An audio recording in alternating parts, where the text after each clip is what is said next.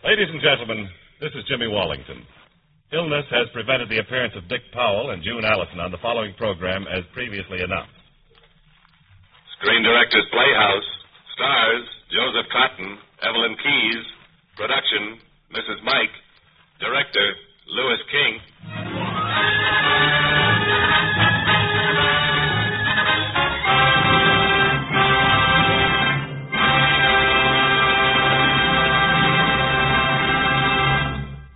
This is the Screen Directors Playhouse, the Thursday night feature on NBC's five-show festival of comedy, music, mystery, and drama. Brought to you by your local Ford dealer, who is now displaying the new 1951 Ford, the car that's built for the years ahead.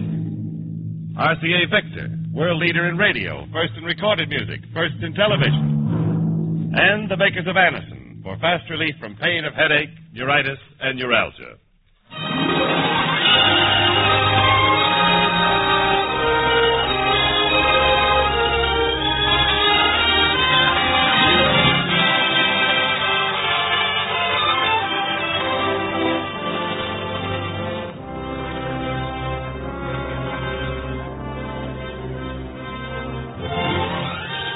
Tonight, the Screen Directors Playhouse is pleased to present not make-believe, but a true story that won the hearts of America first as a novel and then as a motion picture. But before we begin our adaptation of Mrs. Mike, here's a word from the Ford Motor Company. Ladies and gentlemen, less than a week ago, the fine new Ford for 1951 went on display. And already people are saying it's the finest Ford ever produced. They're 100% right, too. For this 1951 Ford is a quality car. A car that's designed and built to give you long-lasting satisfaction for the years ahead. Your neighborhood Ford dealer wants you to examine the new Ford's 43 look-ahead features. When you do, you'll learn that Ford's new automatic ride control makes the roughest roads easy on you, easy on the car itself. You'll find that the automatic mileage maker will save you important gasoline money during the long life of your new Ford. You'll see the beautiful new luxury lounge interiors, the smart new safety glow control panel, and the automatic posture control for increased driver comfort. Inspect the 1951 Ford tomorrow. You'll agree you can pay more, but you can't buy better.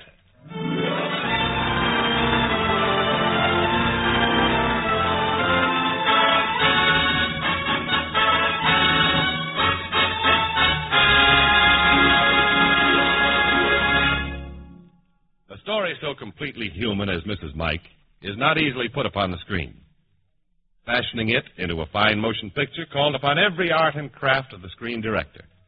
And we're proud to have that director here now to introduce his own story. Mr. Louis King.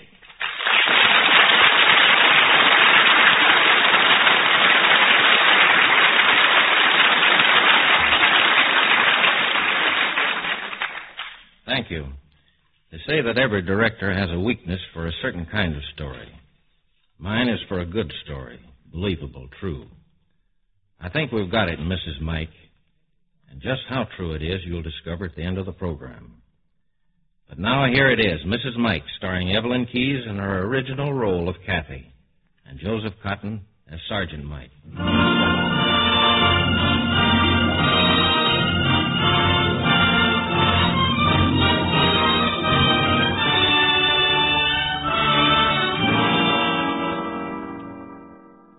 Shortly after the turn of the century, the scarlet tunics of the Royal Northwest Mounted Police had become a symbol of justice and service in the hinterlands of Canada.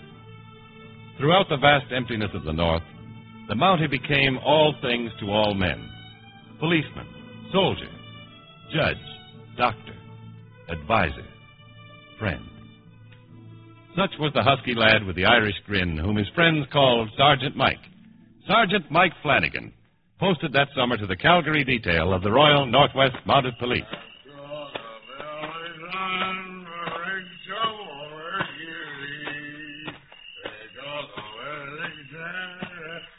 Oh, stop your drunken yammering. Open up, open up. Open up or I'll dump him on the porch. Now, my fine canary. Have a chair. wrong? A glorious victory. Where's John Kennedy? Uncle John is out. Out where? He's looking for Danny Hawkins, the ranch cook. Well, this is Danny Hawkins, the ranch cook. Oh. Grand and glorious victory. He's still celebrating the end of the Boer War. Who are you? Catherine Mary O'Fallon. I just arrived this afternoon from Boston. Oh, your uncle told me about you. How do you like Canada, Catherine Mary O'Fallon? It's colorful, isn't it? I'm afraid Danny's giving it the wrong impression. I'm Sergeant Mike Flanagan. Oh, you're a Mountie, aren't you? I do my best.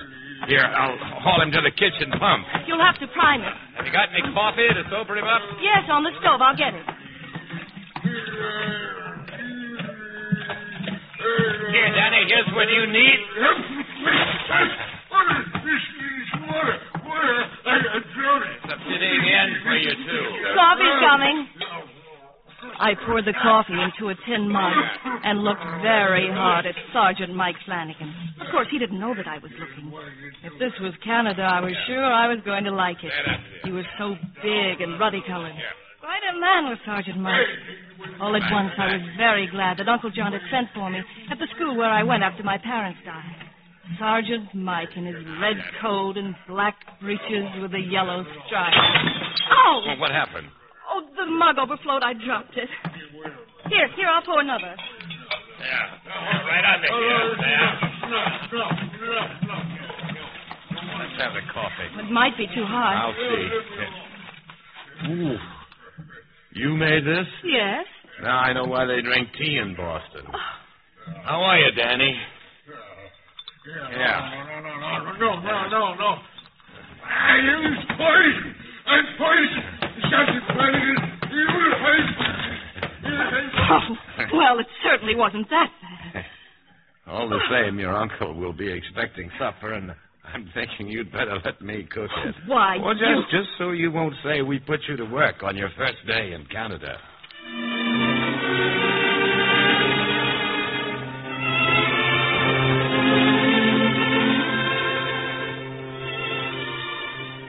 Catherine Mary O'Fallon was the name, and a lovely name. Kathy.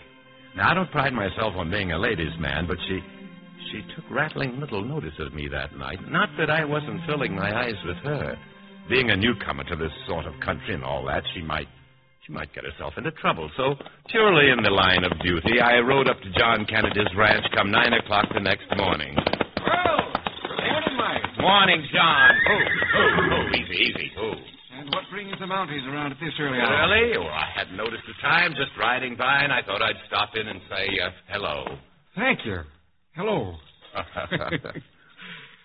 Just by way of passing the time of day, the last time I saw Kathy, she was having one of the hands saddle up a horse for her. Oh, can she ride?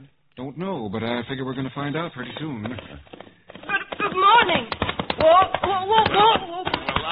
Miss Fallon, if you're going to ride a man's saddle, you'll do well to wear a man's pants. I'm doing very nicely, thank you. Very nicely. Whoa. Kathy, he's running away! Come on, I'll catch her. Come on. Oh, I don't know which was more infuriating, that darned horse or that Sergeant Mike. All full of beauty. Never so much as an admiring glance out of them. Oh, I guess the horse was worse. But not much worse. Kathy, keep your feet in the stirrup. I can't. Now, let me get the bridle. Oh. All right. Now, tell me, Mr. Fallon. You want to kill yourself? No, Sergeant Flanagan. And do you want me to teach you how to ride, Mr. Fallon? Oh, why, yes, Sergeant Mike.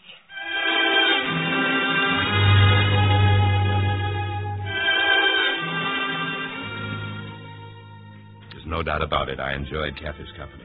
I guess a Mountie has no business seeing so much of one girl, but soon I'd be heading north, and for the time being, Kathy was fun to be with. She did learn to wear a man's pants and to ride, and she even learned how to make coffee. I sometimes think Sergeant Mike was trifling with me during those weeks. Oh, he taught me how to ride, but he kept talking about the winter and moving north. I guess maybe he was trifling, all right. But I wasn't.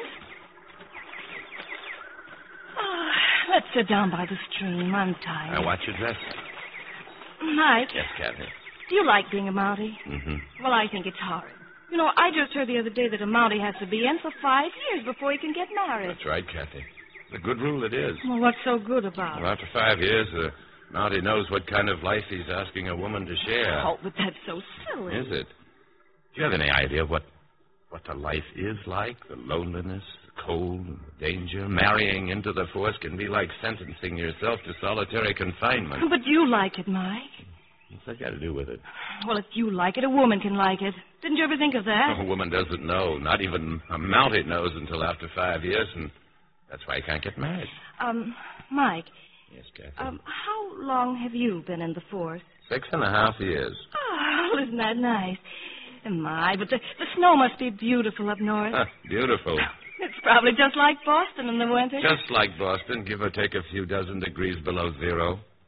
Kathy, now get this through your head. It's bitter and fierce, and it's no place for a woman. You know something, Mike? I never catch cold in the wintertime. Have you ever been alone? I mean, really alone with your nearest neighbor 2 weeks away by dog sled? But you'd be there. What have I got to do with this? We're just talking in generalities. Oh, yes, I forgot.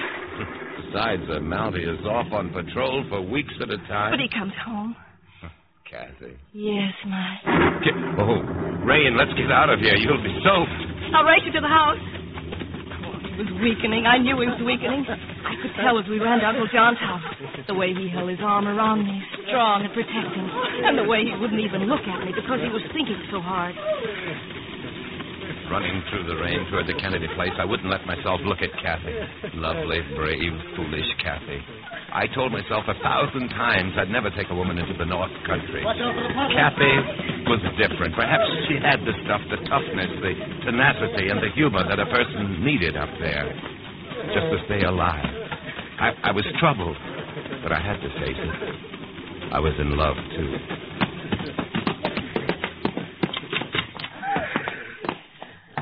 Oh. Fine, Mountie. Keeping a young girl out in the rain. I'm all right, Uncle John. I'm wonderful. Go upstairs, Kathy. Get under some dry clothes. Oh, now, who do you think you're ordering about? Get. Oh, all right.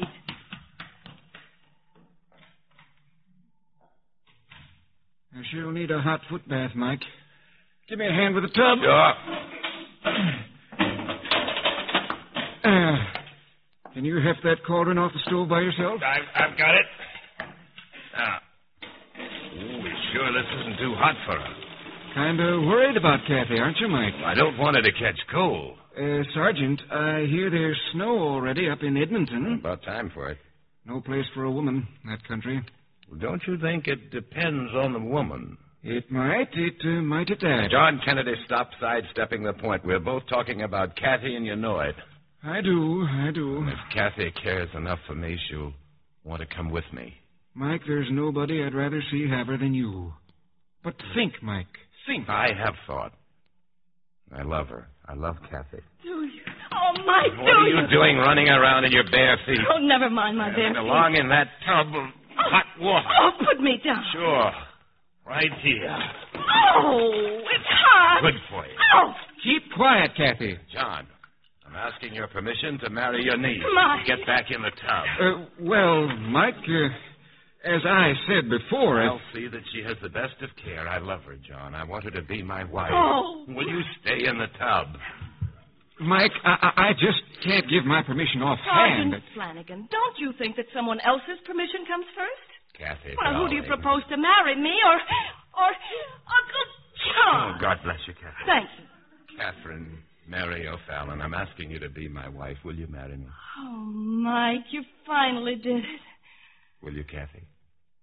I'll think it over, Sergeant Flanagan. Maybe I will, and maybe I won't.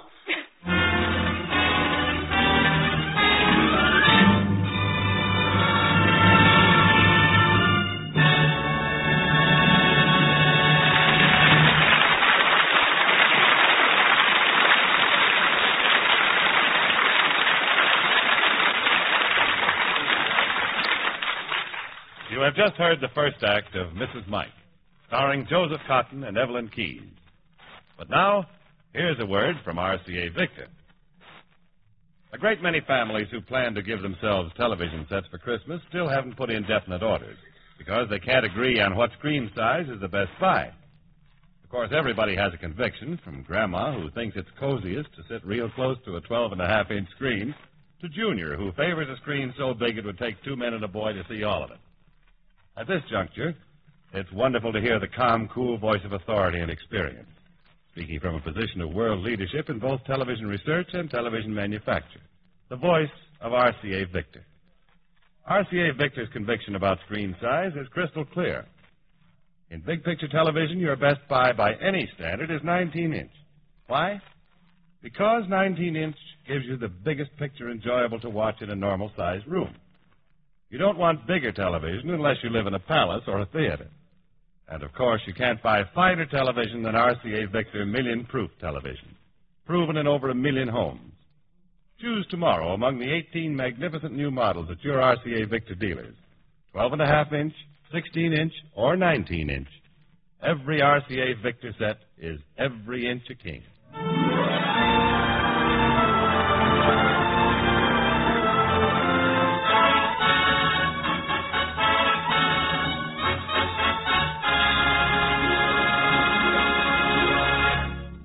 Now, back to the Screen Director's Playhouse production of Mrs. Mike, starring Evelyn Keyes as Kathy and Joseph Cotton as Mike.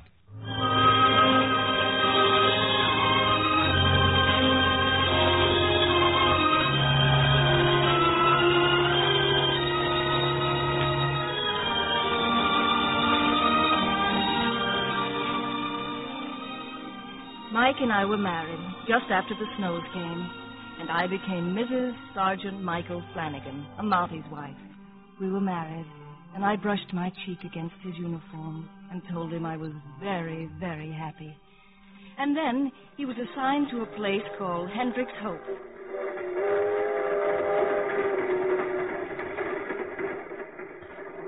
Kathy and I were married, and on the first leg of our journey to Hendricks Hope, she had said yes to a distant land, to discomfort and loneliness, to a life far different than anything she had ever experienced.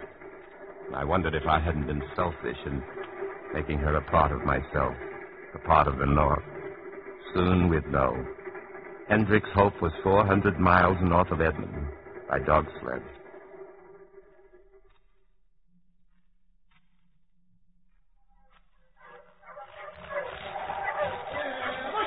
Kathy began her education on the trail. She rode in the dog sled, her bright, fascinated face wreathed in the fur hood of her parka. Oh, it was a fairyland, white, gleaming, unbelievably empty, and not nearly as cold as Mike said it would be. Season was still early, and we were pretty far south. Before long, the real cold would begin, the killing, biting, tearing cold. And from now on, we'd be alone, a man and a woman against the wilderness.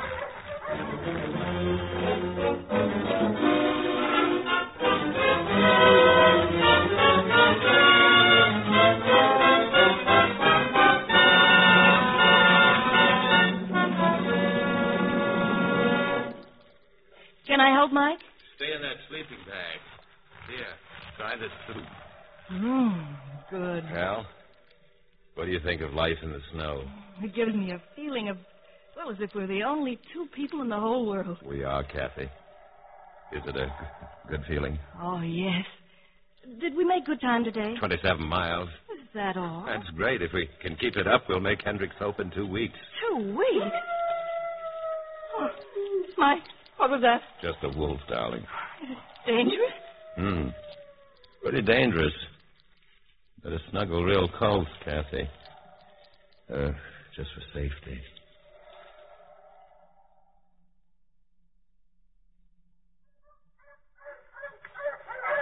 As we drove north, the cold became more intense. Kathy's first response to it was extreme drowsiness, the danger zone. Oh, Mike, I'm so sleepy. I could fall asleep right here in this sled. No, you don't, Kathy. You're going to get out and run. Oh, but Mike... No, but we've got to keep your circulation going. Come on, Kathy. Out you go. And I ran beside Mike, running and stumbling and feeling the cold like a burn across my face. Time and space were all in it together, and each day was like seeing the day before in a mirror. Cold and white. White and cold. Kathy took it without a complaint. She learned the routine of Arctic travel and accepted it with understanding and good spirit. Oh, Mike. Mike, I'm out of breath. Can't we rest? Oh, Whoa. Kathy, do you think he could do with a real bed and a roof over your head tonight? Oh, Mike, stop torturing me. I was waiting for us, Kathy. Just over that rise. Henry Howard's place.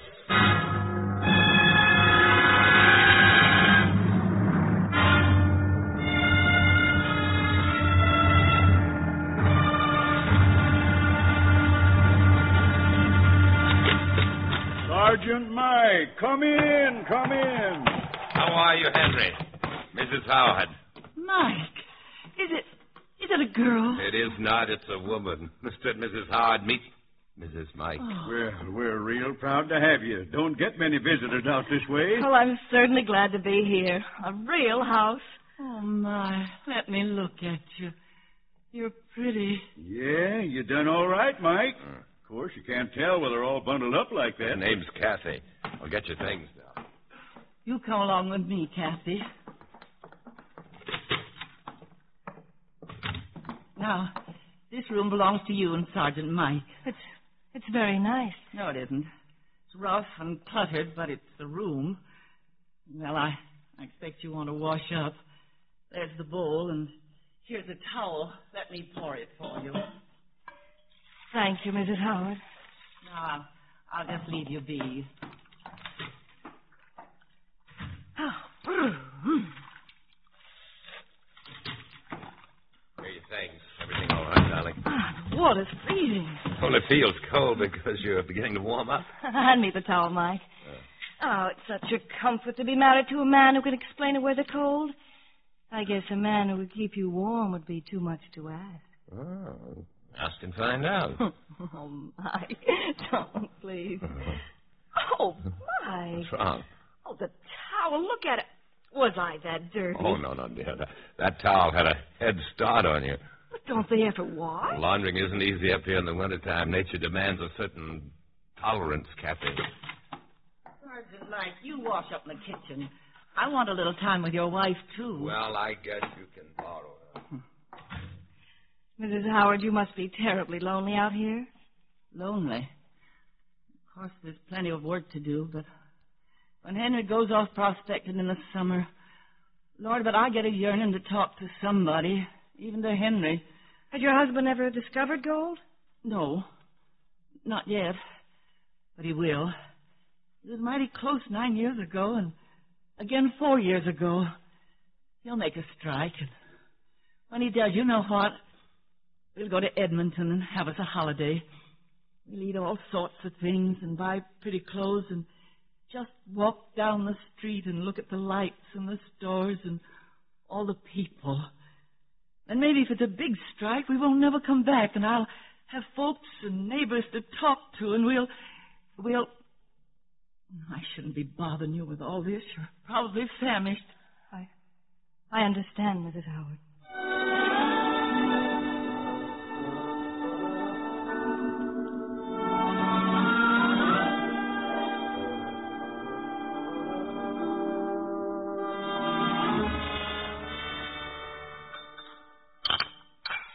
There.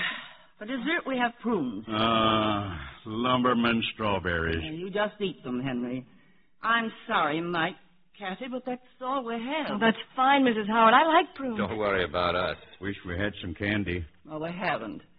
No wonder the way that man hankers for candy, just like a baby. Well, I can't help it. Honest. I get such a terrible craving, like some men have for liquor. Only with me, it's candy. We had some, only now it's gone. We can't get no more. Not for months and months. We had some, all right. We had a whole cabin full of candy. I just couldn't help it. It was something terrible. Well, I can tell you how terrible it was. My china went long ago, but I saved enough money for a new set. I give it to him to buy the china, and he come back with a load of candy. That's what he did. Terrible. Such a terrible craving. Eat your prunes, Kathy. Oh, I was just listening. But I saved one cup, one piece of china. And here it is. One cup hidden through the years. One cup that hasn't been broken. It's such a beautiful thing, isn't it, Kathy? Oh, yes, it is. For you, dear, to celebrate this wonderful night. Thank you, Mrs. Howard. Have some tea, Kathy. Please, darling. I didn't know we still had that cup laying around. That's fine, Mike. That's why I still have it, because you couldn't get your big, clumsy hands on it. Would have been broken. Broken long ago. I dropped it. Doesn't matter, dear. It was only a cup. Just an old cup. Oh, I'm sorry. Kathy. Let me talk to her, Sergeant Mike.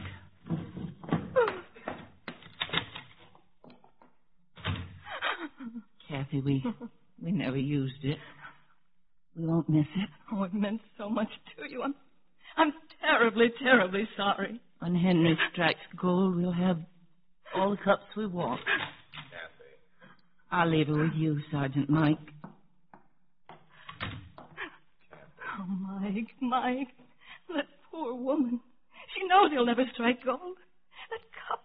That was the only thing, her most precious thing. Oh, we'll bring her another cup, a whole set of Oh, them. Mike, is this what's ahead for us? No, this Kathy, awful loneliness and dirt and squalor. Mike, will it be so hopeless? Darling, a Mountie's life isn't like this. We'll have a lot of homes all over Canada, and they'll be fine and cheerful and full of our love for each other. Oh, Mike. I promise you, Kathy. The only thing the North Country will do to us is bring us closer together. Kathy. I know it's only a wolf. Oh, Mike, hold me tight. See, Kathy. The North is bringing us closer together already.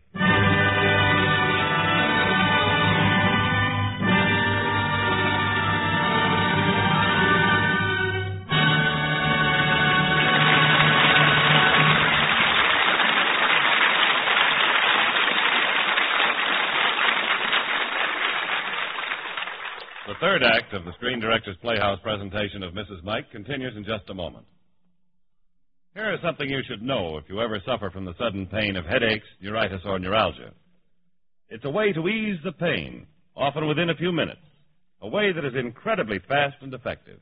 It's Anacin. Anacin is like a doctor's prescription. That is, Anacin contains not just one, but a combination of medically proven active ingredients in easy-to-take tablet form. Thousands of people were first introduced to Anacin through their own physicians or dentists.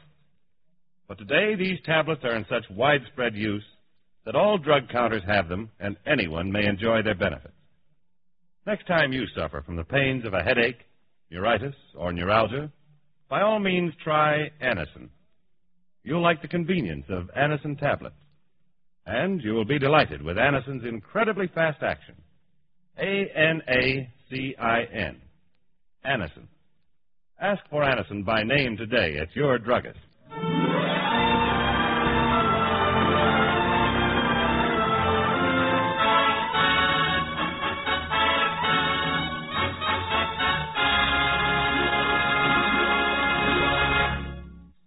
You are listening to the Screen Directors Playhouse, one of 5 great radio shows that are brought to you by your local Ford dealer, who is now displaying the new 1951 Ford, the car that's built for the years ahead. RCA Victor, world leader in radio, first in recorded music, first in television, and the Whitehall Pharmaceutical Company, makers of Anacin, Carlinos, Bisodol, and other fine drug products. The Screen Directors Playhouse production of Mrs. Mike will continue after a brief pause for station identification.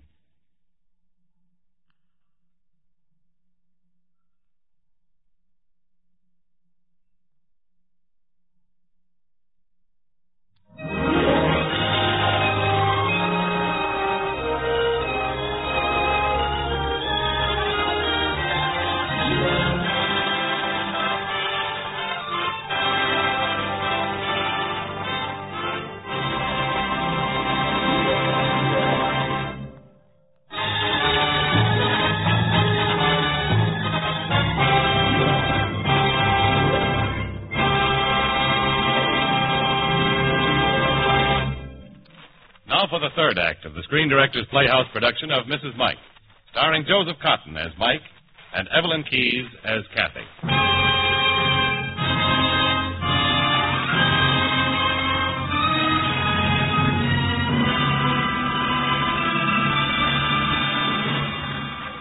Kathy and I spent only one night at the Howard's cabin. Then we took to the trail again, sliding north to Hendrick's Hope. My wife quickly threw off the depression of that terrible evening, and her eyes were glowing with trust and confidence for our future. Mike's tenderness soothed my doubts and fears, and I looked forward to the beginning of our lives together at Hendrick's Hope. And at night we huddled together, two people alone in a wilderness without end. And during the day I alternated between riding in the sled and running alongside to beat off the cold. Kathy, there it is at the foot of that mountain. Hendrick's Hope. It's not very large, is it? Oh, just a trading post, darling, but it's home. It's home.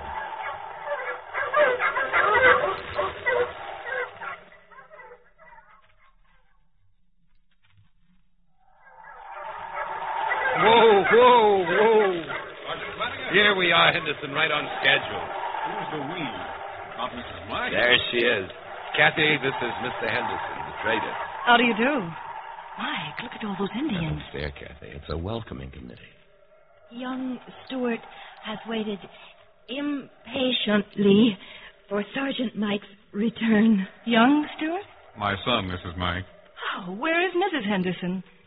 I am Mrs. Henderson. Oh. How do you do? Oh, we are anxious to get settled, Henderson. Well, go ahead, Sergeant. Your cabin's all ready. Even laid a fire for you. Thanks. Mike, he's married to an Indian woman. A fine woman she is, Kathy. But... Now, Kathy, I told you once that nature demanded a certain tolerance. I didn't mean it like that, Mike. I was just surprised. Why? I'm sorry, Sergeant. But give me a chance. I'm still learning, you know. I know, Kathy. You're doing fine. Well, here it is, Royal Northwest Mounted Police Post, and home of the Flanagans. Oh, Mike, I'm so excited. Give me the key. Oh, we don't lock doors up here, Kathy. Come on, Mrs. Mike. Over the threshold. Oh, Mike, I'm too heavy with all these furs. Oh, you're the most precious thing in the world, Kathy. I hope you like our new home. I will, Mike. I know I will. Well, then, let's go. Welcome to Hendrick's Hope. But here you'll have to stand on your own 2 feet. Oh, it's nice. Wait till I stir that fire up. It was small and rough, and not at all like the dream houses the girls used to talk about in Boston. But it was going to be ours. And I saw so many things I wanted to do. It looks a little bare right now, but with your talent and my work, we'll make a palace out of it. Oh, Mike, I almost forgot. Uncle John told me to give this to you in our new home. It's a sort of a housewarming gift. What? Good Irish whiskey. That was very thoughtful of Uncle John. He said it was to fortify you for a long life with me. Oh, did he? Well, I hadn't expected you to drive me to drink. Oh, Mike, we're going to be so happy here. Just keep your arms around me, and I'll make a real home. Oh, Mike! Kathy. What? Behind you, Indians. Me afternoon. Great pain. It's all right, Kathy's just one of the local men. What's the trouble, Avenue? Great pain. Here, tooth. Oh, toothache, is it? Well, sit down. Here. Now, open your mouth. Now. All right. Now, well, Kathy, it's a bad tooth, all right. The dentist will have to take it out. A dentist, Mike, up here? Sure, Dr. Mike Flanagan. You? Mrs. Mike, you married a very talented fellow. I have to get my medical kit. But, Mike... Oh, pain. Great pain. Oh, you poor man. Sick Indian. Mike had tried to impress me with one thing above all, that he was responsible for the people of his post. And since I was the sergeant's wife, I did what I could. I opened Uncle John's bottle of Irish whiskey.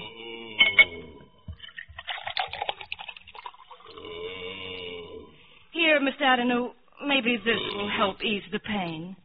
Drink it.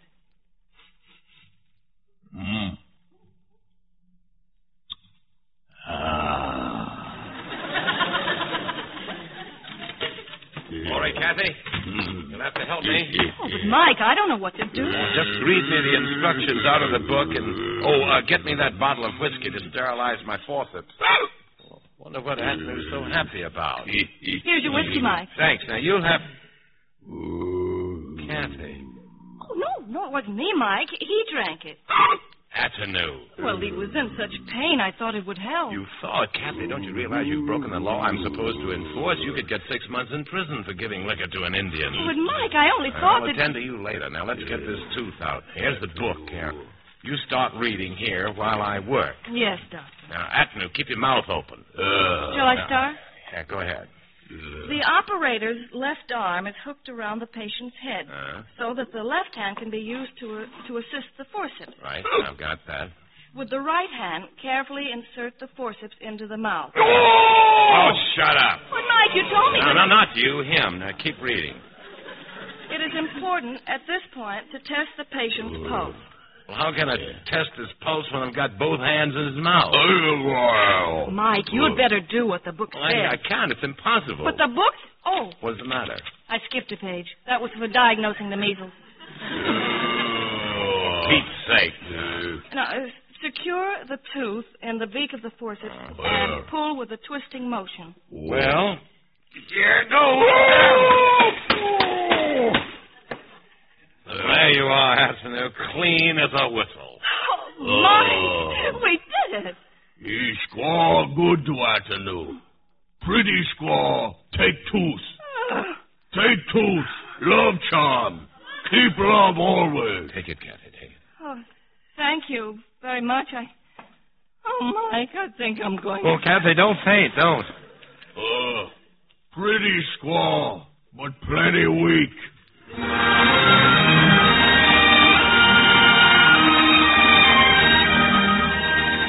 Gradually, life at Hendricks Hope became the only life I'd ever known. For weeks at a time, Mike would be off on patrol, visiting Indian villages, hunting for lost travelers, tracking down minor infringements of the law. During these lonely times, Mrs. Henderson became my closest friend, and she told me that soon she was going to have another baby. Such strange question, Kathy. Oh, why is it so strange? When do you expect your baby? When baby is ready, he will come. But don't you have any fear of having a baby? Fear? Of a little baby? Well, I mean, without having a doctor or nurse. But I'm not sick. No need doctor. You're so much braver and so much wiser than so many people I know. Here, dogs. Your man, Kathy. It's Mike. Oh, he's back. Mike. Oh, Mike. Oh, Mike, darling. Kathy, now stop fussing over me. Did you miss me? No, not a bit. Fine attitude. Oh, darling, it was the longest 2 weeks in my life. Did you work hard? Well, there's a whole Indian village that needs vaccination. Atanu's upriver to tell them I'll be back, and I found that missing trapper. Mike, can a trapper get lost? A man who knows this country? Well, in the dog country, Kathy, anybody can get lost, including the dogs. Oh, but it could happen to you, too. Oh, no, Kathy, not to me. Don't frown like that. How would it look for a mountie to get lost? Sergeant Mike. Looks like we've got company. Who's that Indian with that, Chief of the tribe I'm going to vaccinate. Oh, hello, Chief. You're mad about something. What's the trouble, Atanu? He say tribe no want vaccination. Oh, medicine is good, Chief. There is sickness in Viva tribe in South. No like white man's medicine. Bring evil spirit. Oh, white man's needle keep away sickness. Chief afraid. No want. Atanu, tell the chief for me he doesn't have the courage of a squaw. Squaw talk brave. Squaw braver than Chief. Look, I have needle here. Kathy, when were you vaccinated last? Oh, years ago. Now, we'll get ready for some more white man's medicine. Chief, watch brave squaw. Now, if the needle slips, Kathy, this is no time to scream. There. See? All right, Chief, you're next. No, Atanu first.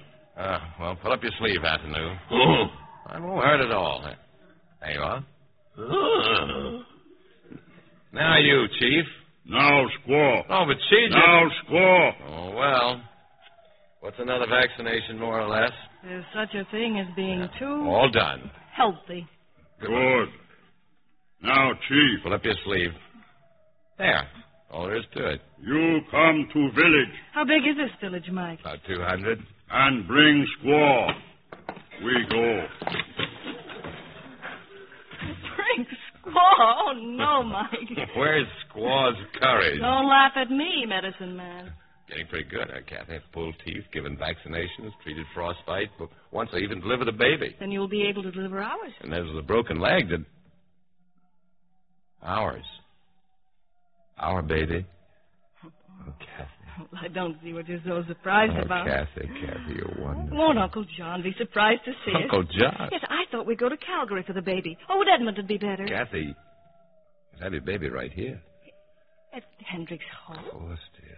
But, Mike, it's so far away from everything and everybody. Oh, Kathy, the women up here know more about having babies than anybody. Mrs. Henderson isn't worried. Oh, no, but she's already had one child Besides, she'll be having hers before long, and then you'll see how easy it is. Oh, but, Mike, this wilderness... Wilderness? Kathy. You've never seen the North in the summertime. It's warm and fresh and green and beautiful. You'll love it.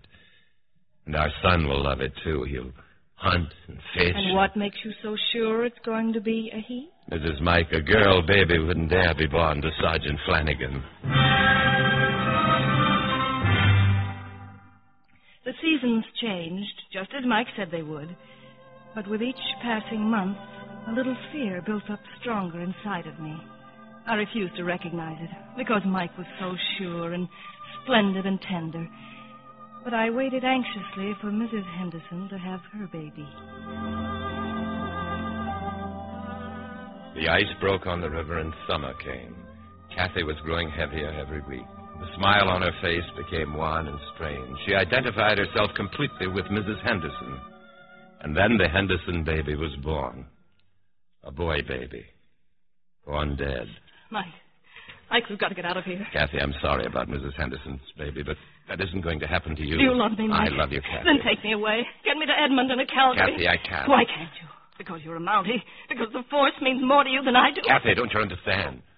An overland trip to Edmonton is impossible for you. You'd have to walk most of the way. Then take me someplace, anywhere but here, Mike, where I won't be alone. Kathy, what can I do? It would take months for me to get a transfer, and you can't take a long trip now. Listen to me, Mike. I won't have my baby here. If I have to crawl out of Hendrick's Hope on my hands and knees, I won't have my baby here. I applied for a transfer and prayed that the orders would come in time. They did. I was posted to Fort Manette. It was a larger settlement, and there was a doctor there, but Fort Manette was much further north than Hendrick's Hope. The journey would take us several weeks, and Kathy's time was close. We traveled by canoe. The river flowed on, endlessly, and the northern summer, closed in on me like a green veil. The fear wasn't inside of me anymore. I was inside of it, and I hated the river and Mike's uniform. Most of all, I hated the river. Hold on, Kathy. We'll soon be making camp for the night. Mike, I'm scared. We're only a few days from Fort Manette. We'll never make it, Mike. We will, Kathy. We'll... I don't want to have my baby here. Not in this wilderness. Just a few days, Kathy. Mike, we haven't got a few days. Are you sure? I'm sure. Look, Kathy, there's a cabin on the river only about a day and a half away. You can stay with whoever lives there. I'll go on ahead and bring the doctor back. It'll be faster that way. Anything, Mike. Anything.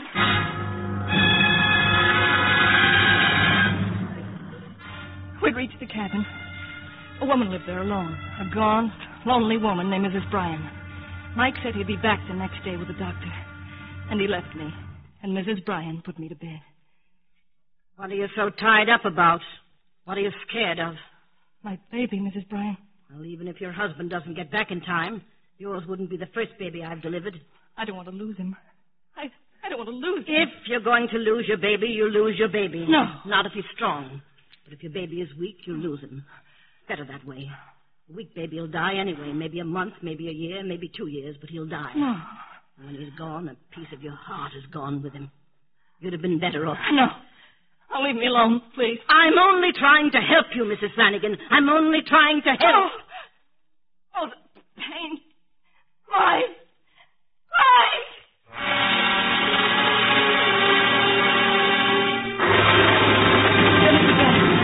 The first struggle. My struggle against Mrs. Bryan. The cabin, the north. And yet, even against Mike. And my delirium, even against Mike believing me.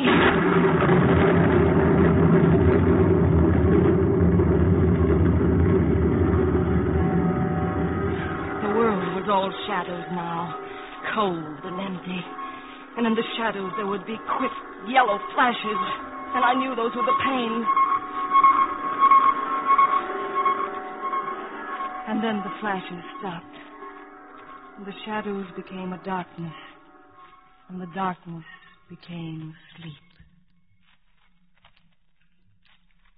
Kathy. Mike? Who's with you? This is Sarah, Kathy. Hello, Mrs. Mike. The baby. The baby is extra special, perfect. Listen, Kathy. Oh, Mike, I'm so glad you brought the doctor in time. The doctor was out on a case, Kathy. I brought Sarah instead. No, doctor. You have your baby easy. Easy? It didn't seem like that. Mrs. Bryan. Oh, that Mrs. Bryan. She's very strange from living alone too much. She wants to help, but she's scared you. Better rest now, Kathy. The baby, Mike. I want to see him. Not a him, Kathy. We have a wonderful, beautiful baby daughter.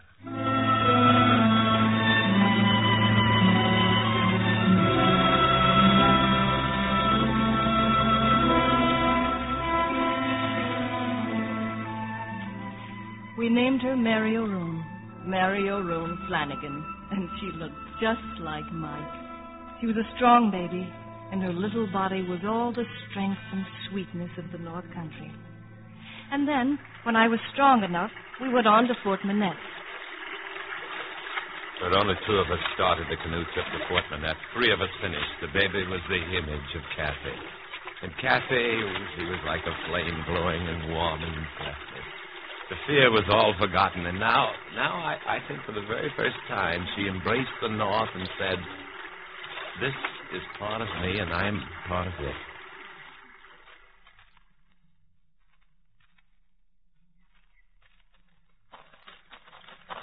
This is it, Kathy, our second home. Oh, it's bigger, isn't it, Mike? Go on. Open the door. Oh, Mike. Oh, Sarah, you brought your friend. No, Mrs. Mike, they are your friends. This is Dr. McIntosh. I hear you did a very good job of having your baby without me, Mrs. Mike. The best I could, Doctor. And here is Louis, my husband. Comme ça va? Merci bien, Louis. And here is Pierre and Georgette. Soon you will know everybody. Oh, yes. And this is my husband, Sergeant Mike. Sergeant Mike, everybody knows. And this is our daughter, Mary. Uh-oh, where's another thingamajig, Kathy? This is a job for the Mountie.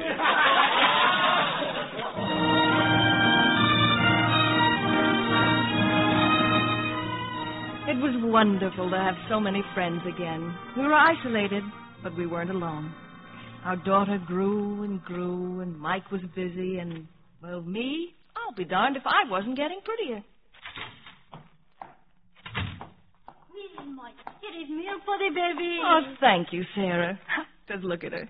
She's about due to wake up and be very hungry. Oh, she is beautiful. You have more babies, Kathy, but you always keep first family. First family? Women up here, we speak of first family, second family, third family. When you lose a family, you start again. Oh. You cannot stop, give up. If you let North win, it takes everything. If you fight it, maybe it takes something. But in the end, you win. Mary, my baby. Don't you worry about the baby. She's strong. You keep first family. Our life fell into a wonderful, exciting routine. There was work, lots of work, and there was always Kathy and Mary, my family. The months went by, and Kathy became lovelier than ever. She was getting used to everything, even this. Why, there's a man in our room. What? Squaw scared of Atanu. Oh, Atanu. How did you get in here? Me come north. Me have toothache. The Mountie at Hendricks Hope. Why didn't he take... Mountie pull tooth. Well, what do you want from us? Atanu hear about baby. Bring good luck charm. Here. Kathy, he's brought you another tooth. Oh, thank you, Atanu. Thank you very much. There's nothing she needed more.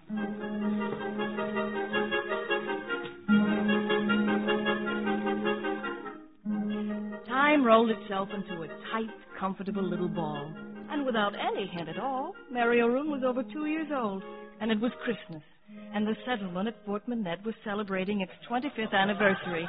There was a party, and Mike was making a speech. Ladies and gentlemen. Gentlemen? Well, all right, I won't be so formal.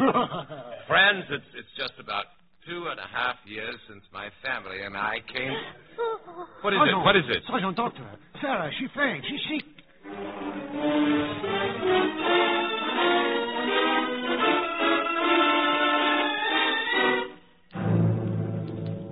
She was sick, all right.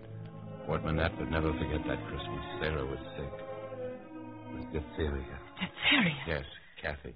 You and the baby stay here in the house. You understand? Don't leave the cabin. Don't let anyone in. Oh, Mike, I'm afraid. Dr. McIntosh and I will try to get the thing under control. I've sent a man south for more serum. Will the baby be all right? Just avoid contact with anybody. Talk through the door or the window. What about you, I'll Mike? be all right, but I can't stay here. But Mary and I will be alone. Well, that'll be more than a few hundred yards away. If you need me, Kathy, hang a white sheet in front of the house. A white sheet. I've got to go. McIntosh might need me. Mike. I'm sorry, darling. Kathy can kiss you. Take care of yourself, Mike. It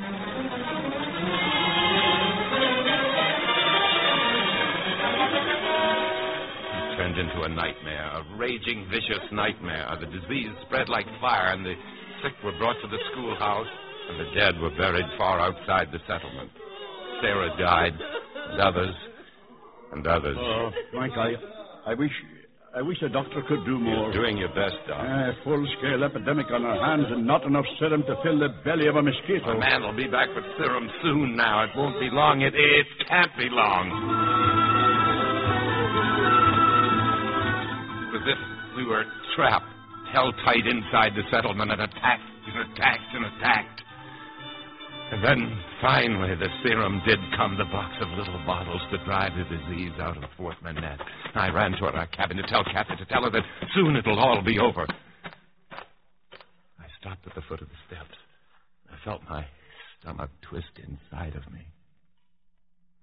A white sheet, the sign of sickness, was hanging in front of the door.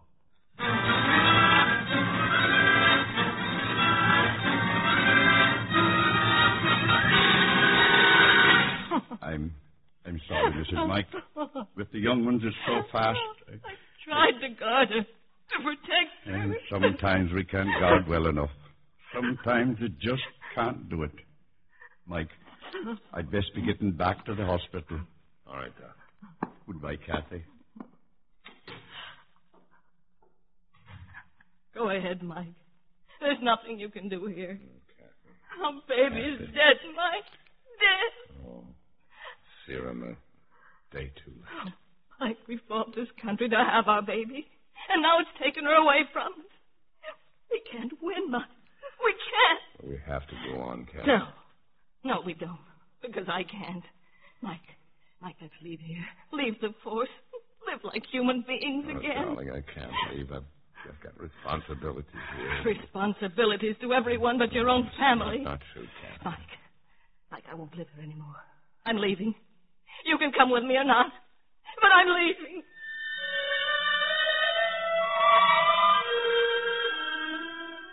I thought that perhaps in her grief, Kathy didn't mean the things she said.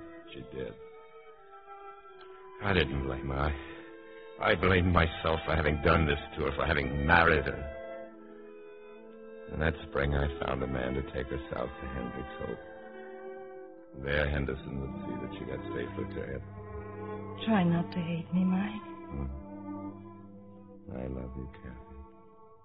I love you. And she was gone. Fort Manette became a memory too painful to bear. I put in for a transfer back to my old post to Hendricks Hope. Sergeant Mike! Let me give you a hand with the canoe. Oh, thanks, Henderson. It's been a long trip. You'll find everything in your cabin, ready and waiting. Oh, you're a good friend, thanks. Go on now, you look tired. I'll take care of the canoe.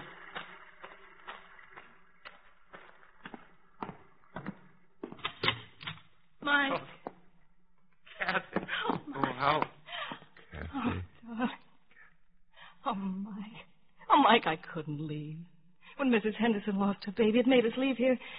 But when I saw her new baby, so laughing and healthy, I couldn't let the North win. Kathy. If we fight it, we may lose once in a while.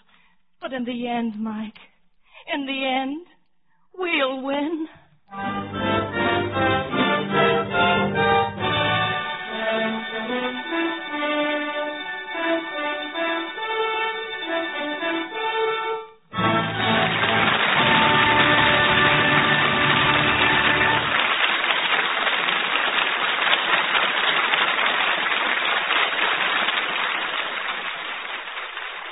Our stars of Mrs. Mike will be back in just a moment. Next week, the Screen Directors Playhouse brings you one of Hollywood's most engaging romantic comedies, together with the stars who made it a high point in motion picture entertainment. Our story is My Favorite Wife, directed by Garson Kanin. And recreating their original hilarious roles will be Cary Grant and Irene Dunn. And now, here again are tonight's stars, Joseph Cotton and Evelyn Keyes, and our guest director, Louis King.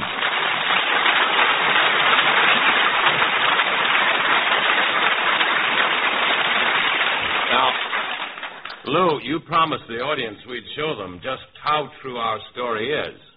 I did, Joe, but the honor belongs to Evelyn. Why, thank you. Ladies and gentlemen, we'd like you to meet the woman whose name I borrowed in the play tonight, Mrs. Catherine Mary Flanagan, Mrs. Mike.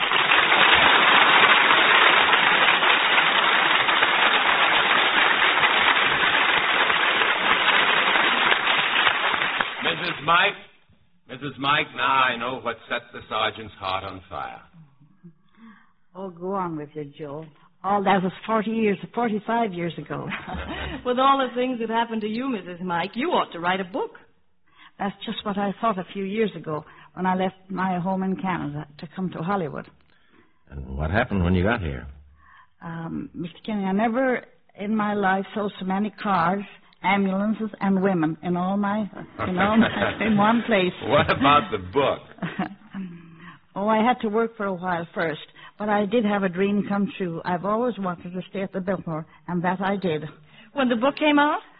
No, when I was working there as a laundress. The book came. Finally, I got two people to listen to my story, Benedict and Nancy Friedman. We wrote it together. Then Mr. King made it into a picture. Well, what brings you back to Hollywood? Mm-hmm. Another book, Joe.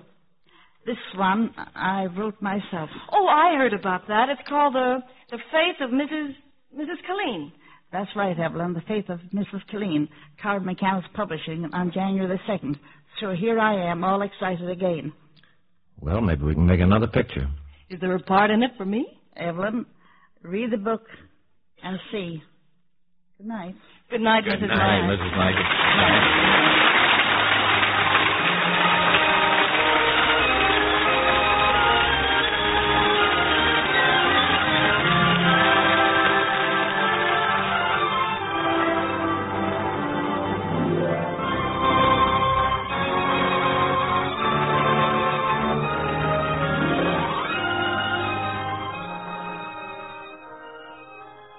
Joseph Cotton can currently be seen in the 20th Century Fox production Two Flags West.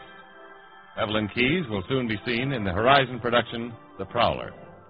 Included in tonight's cast were Byron Kane, Ralph Moody, Janet Scott, Hal Girard, Joe Granby, Michael Ann Barrett, Frank Nelson, Martha Wentworth, and Leone LeDoux. Mrs. Mike was adapted for radio by Richard Allen Simmons. The Screen Directors Playhouse is produced by Howard Wiley and is directed by Bill Cairn. This is Jimmy Wallington speaking, and inviting you to listen again next Thursday when we present Irene Dunn and Cary Grant in My Favorite Wife.